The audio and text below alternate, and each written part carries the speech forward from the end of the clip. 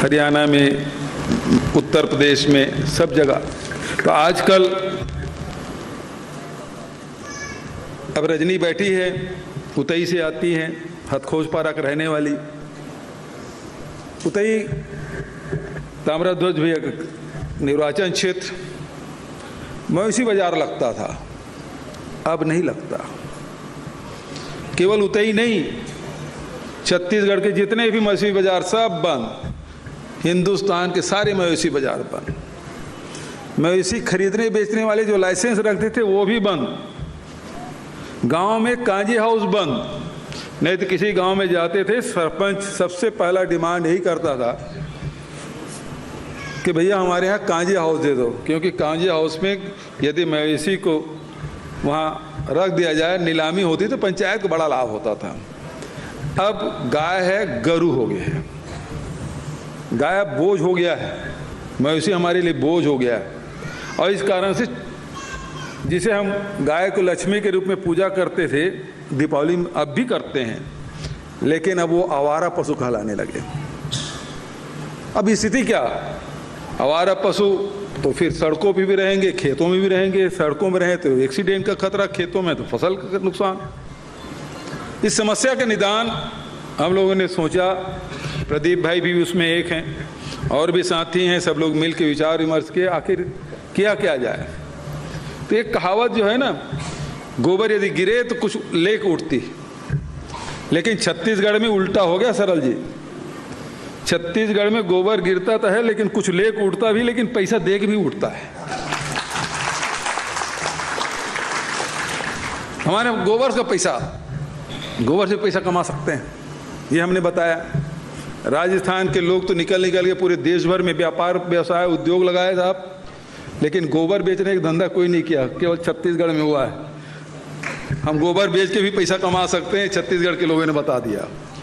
और उसे संदेश गया कि समाज में किस प्रकार से काम किया जा सकता है। केवल गोबर खरीदी भर नहीं हो रहा, वर्मी कंपोस्ट भी बना रहे हैं, खेत की रखवाली भी हो रही है, साथ ही सड़कों के एक्सीडेंट भी कम हो रहे हैं, जमीन की उर्वरा शक्ति भी वृद्धि हो रही है।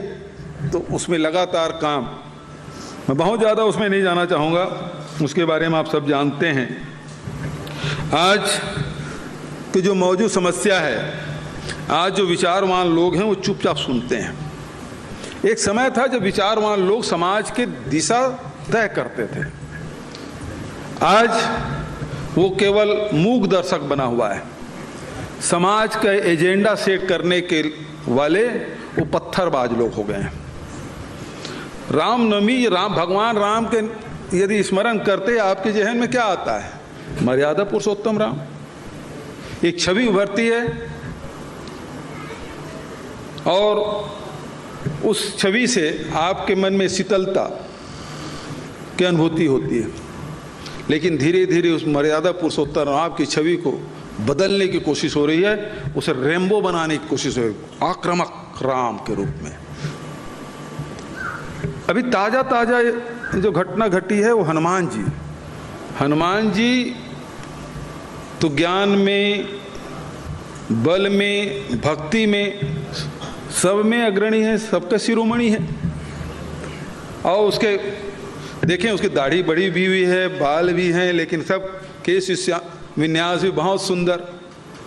लेकिन वो कभी ज्ञान के मुद्रा में है, कभी भक्ति के ध्यान के मुद्रा में, कभी भक्ति के मुद्रा में। लेकिन अब जो छवि आजकल सड़कों पे देखेंगे, जो गाड़ी के पीछे जो चिपका हुआ स्टिकर है, बाल बिखरे हुए और आक्रामक हनुमान जी, कभी आपने कल्पना की थी? तो एक प्रकार से समाज को कैसे आक्रामक बनाया जाए, ये धीरे धीरे ये काम हो रहा है। और रामनवमी के दिन देश में 9 जगह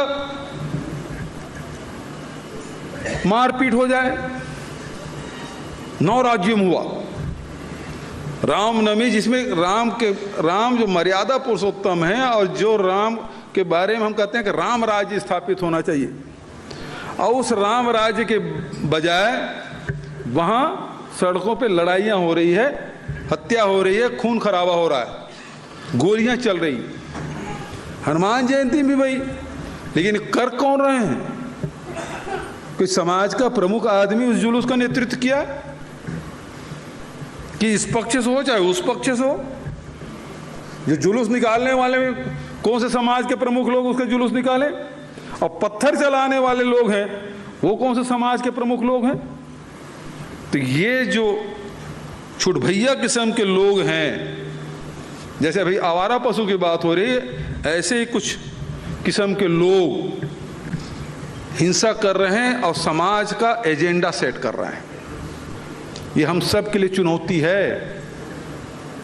नहीं तो एक समय देश में बड़े बड़े विद्वान हैं, समाज सुधारक हैं, ऋषि मुनि हैं, संत हैं, वो समाज को दिशा देने का काम कर रहे हैं, करते थे, हजारों साल से करते आ रहे हैं। आज जो छुटभैया आवारा किस्म के लोग हैं वो अब समाज को दिशा देने का काम कर रहे हैं। हम टेलीविजन में वही देख रहे हैं, पत्थर फेंकते हुए लोगों को आप नहीं पहचान सकते वो कौन थे, या जो जुलूस का नेतृत्व कर रहे थे उसको आप नहीं पहचानते वो कौन थे। आज वो लोग हमारा नेतृत्व कर रहे हैं और हम सब मुख दर्शक की ओर बैठे हैं, टेलीविजन देख रहे हैं, हाँ हिंसा हो रहा है, हिंसा हो रहा है, एक इधर खड़ा हो गया, एक इधर खड़ा हो गया। तो समाज को, देश को किस दिशा में ले जा रहा है? एक चिंता का विषय ये है। दूसरा, गजब की बात है, रेट कोई बढ़ाए, आरोप किसी और पे लग रहा है। पेट्रोल का भाव कोई बढ़ाए, डीजल का भाव कोई बढ़ाए, गैस का भाव कोई बढ़ाए, खाने के तेल का भाव कोई बढ़ाए, और हम टेलीविजन खोल के बैठे साइलेंट लिसनिंग मोड में, हम बोल भी नहीं सकते, साहब से सुन रहे हैं। हम लिसनिंग मोड में थे कल साहब, अब बोले कि पेट्रोल डीजल के भाव जो बढ़ रहे हैं उसके लिए जिम्मेदार कोई है? तो राज्य सरकार है। अब हद हो गई साहब, भाव आप बढ़ाओ, रोज 80 पैसे बढ़ा, 65 पैसा बढ़ा, आज फलाने शहर में सेंचुरी, फलाने में सेंचुरी पार, डीजल के भाव इतने, पेट्रोल के भाव उतने, रसोई गैस की कीमत 1000 से पार, बढ़ा कोई और रहा है, आरोप किसी और पे लग रहा है, और खामोश बैठे सुन रहे हैं। ये स्थिति है। तो काम कोई करे और आरोप किसी और पे मढ़ा जाए, ये दौर भी चल रहा है और हम लोग सुन भी रहे हैं। हमें क्या करना है? लेकिन हमें क्या करना है? जेब तो आपका कट रहा है, चाहे राज्य सरकार बढ़ाए चाहे केंद्र सरकार बढ़ाए, पैसा किसका जेब किसका कट रहा है? अभी आवाज नहीं आ रही है, लोग पैसा तो आपका कट रहा है। ये तो मैं सुनना चाह रहा था, तो आप बोल भी नहीं रहे। जब आपका जेब कट रहा है और आप नहीं बोल रहे, हमें क्या करना भाई? तो मैं संपत सरल जी पे आ जाता हूं। संपत सरल जी का पहले जब उनका कवि सम्मेलन हुआ और दुबई वगैरह कहीं था, शायद वीडियो आया, उसमें बड़ी चर्चा हुई, और व्यंग से भी कुछ सीखा जा सकता है। इसका उदाहरण मैं आपको देना चाहूंगा। संपत जी ने कहा कि हमारे प्रधानमंत्री जी आधी दुनिया के चक्कर लगा के आ गए हैं।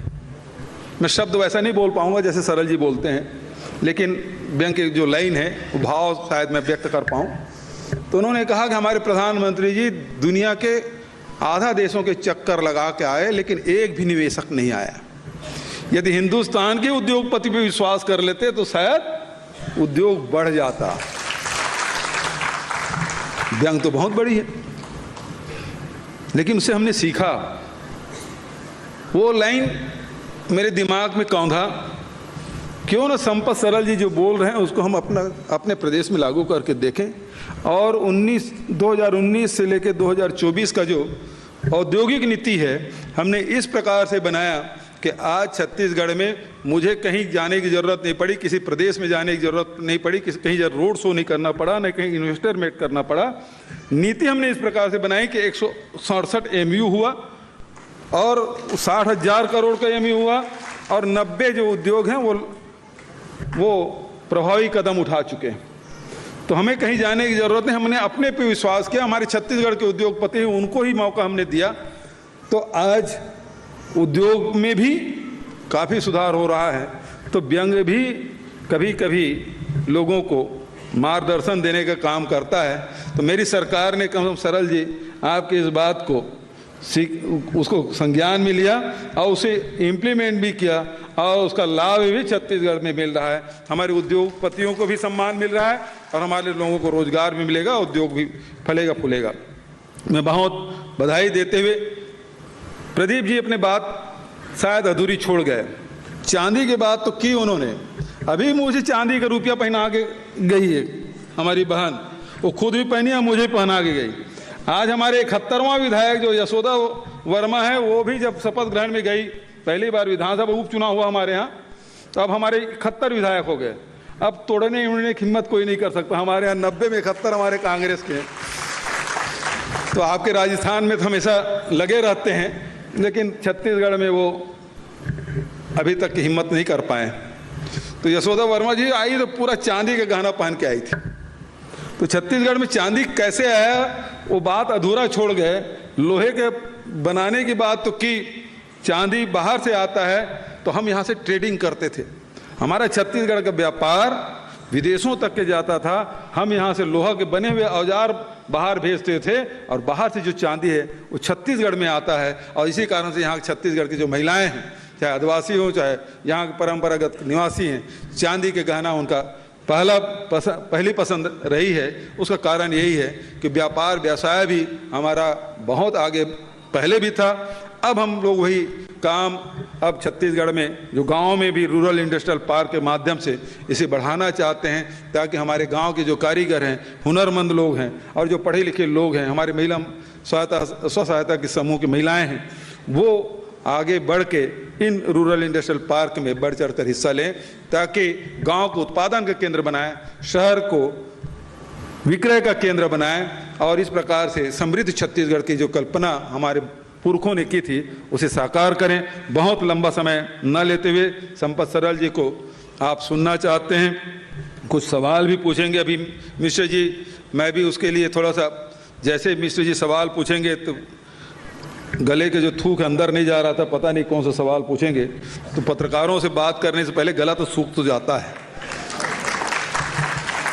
कोई नेता कितना भी बड़ा क्यों न हो, लेकिन जहाँ पत्रकार सवाल पूछना शुरू करते हैं तो थोड़ा सी आदमी नहीं कहूँगा, नेता थोड़ा सा भय तो आ ही जाता है। उसके बाद संपत सरल जी को हम लोग सुनेंगे। मैं इन्हीं शब्दों के साथ आप सबका हृदय से धन्यवाद करते हुए जनधारा परिवार को, पत्र समूह को बधाई देते हुए, आपने बहुत बढ़िया कार्यक्रम आयोजित किया, इसके लिए आपको धन्यवाद। और भिलाई को आपने चुना, हमारे शहर को आपने चुना, उसके लिए विशेष रूप से धन्यवाद देते हुए अपनी वाणी के विराम देता हूँ। धन्यवाद। जय हिंद, जय छत्तीसगढ़।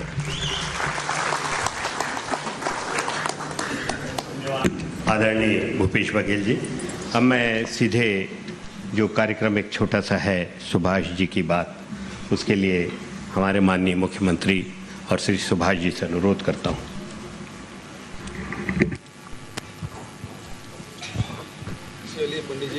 जी नमस्कार दोस्तों, आज की जनधारा और वीआईपी न्यूज में मैं आप सबका सुभाष मिश्रा स्वागत करता हूं। हमारे साथ छत्तीसगढ़ के मुख्यमंत्री भूपेश बघेल हैं, जिन्होंने लगातार न केवल अपनी जीत का परचम गाड़ा, बल्कि जितने उपचुनाव हुए वो सारे उपचुनाव में विजयी उनकी टीम रही। तो मैं सबसे पहले उनसे ये सवाल पूछना चाहता हूं कि आपके छत्तीसगढ़ मॉडल की चर्चा आज पूरे देश में हो रही है। उत्तर प्रदेश जैसा राज्य अब आपकी योजनाओं को लागू कर रहे हैं, तमिलनाडु के किसान यहाँ आकर आपका सम्मान कर रहे हैं, महाराष्ट्र में आपको बुलाकर सम्मान किया जा रहा है। सुशासन का आपका यह मॉडल कहाँ से आया है? सबसे पहली बात तो बाहर से तो नहीं आया, छत्तीसगढ़ से आया है जी। और छत्तीसगढ़ ये तो भिलाई स्टील प्लांट है, कर्मवीरों का कार्य क्षेत्र है और मेहनत कशों का सम्मान हमेशा छत्तीसगढ़ में होता रहा है। और मेहनत जो कर रहे हैं उसका सम्मान करने का फैसला हमने किया। और हमारी हर योजना में, हर कार्यक्रम में ये होता है कि कैसे हम, चाहे वो किसान हो, मजदूर हो, चाहे वो पशुपालक हो, उसके आय में वृद्धि कैसे हो। और इसलिए राजीव गांधी किसान न्याय योजना की बात करें जी, जिसमें 9,000 रुपये प्रति एकड़ या 2500 रुपये क्विंटल में धान खरीदी की बात हो, हमारे गोधन न्याय योजना की बात हो जिसमें 2 रुपया गोबर खरीदी की बात और 10 रुपया में वर्मी कंपोस्ट खरीदने की बात हो, चाहे वो भूमिहीन श्रमिक न्याय योजना हो, जिसमें 7,000 रुपये प्रतिवर्ष देने का जो फैसला किया है, तो जो मेहनत कर रहे हैं वो उसको कैसे सम्मानित किया जाए। और उसका परिणाम यह है कि छत्तीसगढ़ में यही छत्तीसगढ़ का मॉडल है, और जिसके कारण से चाहे वो लघु उपज खरीदने वाले हों, संग्रह करने वाले हों, तो 7 प्रकार के लघु उपज है उसे बढ़ा के 65 प्रकार, उसका वैल्यू एडिशन करना, और साथ ही साथ 2,500 का जो तेंदुपत्ता है वो 4,000 करना। और उसके साथ साथ छत्तीसगढ़ की जो संस्कृति है, हमारे 30 त्यौहार है, चाहे हरेली हो, तीजा हो, चाहे वो कर्मा जयंती हो, विश्व आदिवासी दिवस हो, चाहे छेरछेरा पुण्य हो, सबको शासकीय छुट्टी देकर और उसके साथ साथ मुख्यमंत्री निवास में उसको मनाते भी हैं। तो ये एक गौरव संस्कृति को आगे बढ़ाने की बात हो, घोटिल से लेकर राम वनगमन पर्यटन परिपथ तक की बात हो, उसमें सब में जहां हमारी पहचान है उसे न केवल संजोने का काम, संवारने का काम, बल्कि संवर्धित करके विश्व मानचित्र में लाने की जो हमारी कोशिश है, और यही छत्तीसगढ़ का मॉडल है जिसको पूरे प्रदेश के लोगों ने सराहा, और बार बार छत्तीसगढ़ के इस प्रयास को यहाँ की जनता ने मुहर लगाई है, दंतेवाड़ा से लेकर खैरागढ़ तक। जी, छत्तीसगढ़ के मॉडल की जो चर्चा है उसमें अभी आपने एक बात कही कि छत्तीसगढ़ की अस्मिता, जब आप मुख्यमंत्री बने तो छत्तीसगढ़िया जो आदमी है उसके मन में आया कि ये मेरा राज्य है, क्योंकि आपने बहुत सारे जो 30 त्यौहार थे जो हाशिए पे थे वो आपने उनको मुख्य धारा में लाकर, जैसे छुट्टी डिक्लेयर की, आपने आदिवासी महोत्सव आयोजित किया, आपने मुख्यमंत्री निवास को स्त्रियों का जो तीजा रखती है उनका मायका बनाया। तो ये सब कहीं ना कहीं आप एक नया मॉडल जो अभी जो क्षेत्रीय राजनीति है उसमें आप हैं तो केंद्रीय राजनीति में, पर आपका मॉडल जो है वो छत्तीसगढ़ मॉडल जो है वो एक क्षेत्रीय राजनीति के मॉडल को ज्यादा लोग बात करते हैं। अभी इसे दूसरे शब्दों में कह सकते हैं क्षेत्रीय राष्ट्रीयता है जी। छत्तीसगढ़ के अस्मिता को लेकर हम अपनी राष्ट्रीयता की बात करें, हम अपनी संस्कृति को सहेज के रखना चाहते हैं। नहीं तो छत्तीसगढ़ में क्या, या तो खदान के नाम से जाना जाता था या नक्सलियों के नाम से जाना जाता था, हमारी अपनी संस्कृति के नाम से जाना जाता था। क्या आज उसकी चर्चा हो रही है, और नक्सल और खदान के नाम से चर्चा नहीं, बल्कि दूसरे और जो कार्य हैं उनके कारण से छत्तीसगढ़ राज्य की चर्चा हो रही है, और देश में हो रही है और दुनिया में चर्चा हो रही है। चाहे छत्तीसगढ़ के 4 चिन्हारी, नरवा, गरवा, घुरवा बाड़ी की बात करें, चाहे वो उसमें अंतर्राष्ट्रीय विषय आ जाता है, ग्लोबल आज वार्मिंग की बात हो रही है, ग्लोबल वार्मिंग हो रही है, उससे सब चिंतित हैं। कार्बन उत्सर्जन बहुत हो रहा है, हम गौठान में पैरा दान करने किसान कर रहे हैं, पैरा इकट्ठा कर रहे हैं, पराली जला नहीं रहे हैं, सुप्रीम कोर्ट तक चिंतित है, और उसमें कमेंट पास कर रहे हैं कि इसको गैस का चैम्बर बना दिया दिल्ली को। तो आज हमारे छत्तीसगढ़ में वो बात नहीं है, तो हम उसको खाद के रूप में परिवर्तित कर रहे हैं। नाला है उसको पानी सहेज रहे हैं, जमीन के जो तापमान है उसमें भी कमी आ रही है, और जल की उपलब्धता भी बढ़ रही है। तो ये राष्ट्रीय नहीं बल्कि ये वैश्विक जो समस्या है उसका भी निदान, उस रास्ता में छत्तीसगढ़ सरकार काम करे, उस समस्याओं का समाधान किस प्रकार से किया जा सकता है। जी, कांग्रेस की सरकार बनने से पहले आपकी छवि एक जुझारू मैदानी नेता की थी। लोग कहते थे कि पूरे प्रदेश में कांग्रेस कमजोर हो रही है, लेकिन छत्तीसगढ़ में वो हर उपचुनाव में मजबूत होती है। छत्तीसगढ़ कांग्रेस की मजबूती का यह मंत्र देश में लागू क्यों नहीं हो पा रहा है? आपने यूपी के आप प्रभारी भी थे।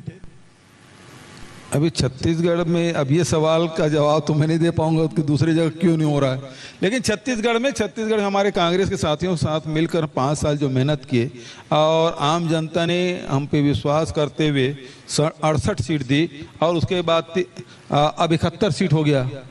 तो ये तो छत्तीसगढ़ की जनता और छत्तीसगढ़ के कांग्रेस के कार्यकर्ता और साथियों का सहयोग है जिसके कारण से ये बन पड़ा है। तो मैं समझता हूँ कि ये काम जहाँ जो मेहनत है उसका कोई विकल्प नहीं है। दूसरी बात इसमें एक और बात मैं जो कहना चाहता हूँ कि आज जो समस्याएं हैं उससे आप भाग नहीं सकते, उन चुनौतियों से भाग नहीं सकते, उसका सामना करना पड़ेगा, और जब चुनौतियों का सामना करेंगे तो वहीं से समाधान भी निकलेगा। जी, देश की जो विकास, जो पूरे देश में आज एक अजीब तरह का सांप्रदायिक माहौल बनाया जा रहा है। कई अभी आप जिसका जिक्र लगातार अपने भाषण में भी कर रहे हैं, अभी भी आपने कहा, तो कई जगह पे सरकारें स्वयं इसमें शामिल नजर आती है। छत्तीसगढ़ में भी बस्तर से लेकर कवर्धा तक इस तरह के प्रयास किए गए। एक आपकी छवि एक सख्त प्रशासक की है, क्या छत्तीसगढ़ के लोगों को भरोसा होना चाहिए कि हमारा छत्तीसगढ़ शांति का टापू हमेशा की तरह बना रहेगा? बिल्कुल बना रहेगा। ये धरती में भगवान बुद्ध के सिरपुर में आप देखेंगे 2000 साल पुराना हमारा वहाँ इस परिसर है जी। तो बुद्ध का प्रभाव, कबीर का प्रभाव, गुरु घासीदास का प्रभाव, स्वामी आत्मानंद का प्रभाव, यहाँ संतों का बड़ा प्रभाव रहा है और इसी कारण से शांति का टापू हम सब कहते हैं। तो आज गांधी जी की भी बड़ा प्रभाव, स्वतंत्रता संग्राम सेनानी, और आप देखेंगे हमारे छत्तीसगढ़ में खूब हुए, स्वतंत्रता आंदोलन में भी बढ़ चढ़ कर हिस्सा लिया गया। तो उसका उन सब का महापुरुषों का असर है। और दूसरी बात है, हम सब भाईचारा के साथ रहते हैं, प्रेम के साथ रहते हैं, तो यहाँ नफरत फैलाने का काम नहीं हो सकता। छत्तीसगढ़ में बड़ी खासियत वो ये है कि यहाँ जाति तो बहुत सारे हैं, जाति यहाँ भेद हो सकता है, कोई ब्राह्मण हो सकता है, कोई ठाकुर हो सकता है, कोई और किसी जाति का हो सकता है, लेकिन वैमनस्यता नहीं है। जो जाति वैमनस्यता दूसरे अंचलों में देखने को मिलता है, वो वैमनस्यता छत्तीसगढ़ में नहीं है। और यही हमारी एक बड़ी ताकत है कि किसी भी समस्या को हम लोग बैठ के सुलझा सकते हैं। नहीं तो भिलाई नगर निगम चुनाव पहले कवर्धा की जो घटना उसे बढ़ चढ़ कर बताने की कोशिश की थी, लेकिन भिलाई और वैशाली नगर में जिस प्रकार से और भिलाई चरौदा में यहाँ की जनता ने मुंहतोड़ जवाब दिया, वो अपने तरीके से जवाब दिया, और जवाब यही था कि नफरत की राजनीति छत्तीसगढ़ में नहीं चल सकती। भिलाई जैसे कॉस्मोपॉलिटन सिटी में इस प्रकार की बात नहीं हो सकती।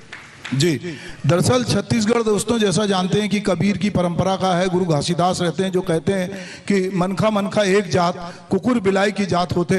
तो हम ऐसे छत्तीसगढ़ में रहते हैं तो हम जानते हैं कि हमको कोई जाति धर्म में नहीं बांट सकता। मैं मुख्यमंत्री जी से अंतिम सवाल जो जिस पर उन्होंने अभी यहाँ बोला भी था कि देश के विकास में राज्यों की महत्वपूर्ण भूमिका होती है। प्रधानमंत्री सहकारी संघवाद की बात करते हैं। कल ही उन्होंने सहकारी संघवाद की दुहाई देकर आपसे पेट्रोल के दाम कम करने को कहा। एक विपक्षी राज्य के मुख्यमंत्री के रूप में आपका अनुभव क्या कहता है? आपने कहा कि आप म्यूट में थे, आप कुछ बोल नहीं सकते, महंगाई वो बढ़ाते हैं, सवाल आपसे पूछते हैं। जैसे लोग आजकल नेहरू जी को और गांधी जी को ढूंढते हैं, जो भी गलती हुई है तो पिछली गलती के लिए उन्हीं को जिम्मेदार ठहराते हैं। उसी तरह का कुछ मामला दिखता है। एक साइलेंट मोड होता है, एक म्यूट होता है। अब जब प्रधानमंत्री जब मीटिंग करते हैं तो एक लिसनिंग मोड होता है, तो हम लोग लिसनिंग मोड में थे जब। तो लिसनिंग मोड में क्या सुन सकते हैं आप, तो वही स्थिति है रही हमारी। अब महंगाई जो बढ़ रहा है, पेट्रोल डीजल के भाव हमारे हाथ में है। आप भाव मत बढ़ाइए साहब। 2 साल हो गए शेष लगाते, शेष का हिस्सा भारत सरकार के पास। जैसे सेंट्रल एक्साइज के जो पैसा है उसमें कहते हैं भारत सरकार 42% राज्यों को देती है। अच्छी बात है, मिलती है 42%, लेकिन 42% मिला क्या? आज मैं हिसाब करके लगाऊं जीएसटी का और सेंट्रल एक्साइज का और हमारे जो कोल के जो रॉयल्टी पेनाल्टी रॉयल्टी रखा हुआ है वहाँ, तो करीब 30,000 करोड़ रुपया होता है। यदि हमको दे दे साहब तो हम पूरा माफ कर देंगे। एक तो हमारे पैसा हिस्सा देते नहीं, और दूसरा कहते हैं हमको वेट कम करो, तो शेष आप कम कर दो, सेंट्रल एक्साइज आप कम कर दो, झंझट खत्म। वो तो आपके हाथ में, जैसे रेट बढ़ता है तुरंत आप एक्साइज सेंट्रल एक्साइज कम कर दीजिए। राज्यों से अपील करने की क्या जरूरत, क्या गुमराह करने की जरूरत ही नहीं है आपको। बढ़ाने का काम आप करो और कहते हो कि छूट का आप करो, हमको कहते हैं आप छूट करो, तो ये दोनों बात तो नहीं हो सकती।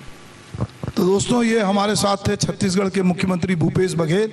उन्होंने जैसा कि उनका स्वभाव, उन्होंने बहुत खरी खरी बातें बताई, जैसा कि वो सोचते हैं कि किस तरह से केंद्र राज्य के बीच संबंध होना चाहिए। अब हम इस कार्यक्रम में यहाँ विराम लेते हैं और अब हमारे साथ संपत सरल जी होंगे जो हमें अपनी व्यंग्य कविताओं और हमारे मौजूदा हालात से हमें रूबरू कराएंगे। तो बहुत बहुत धन्यवाद। मैं स्मृति चिन्ह अब रहने दे यार, अभी लेट हो सकता है। चलिए अब आप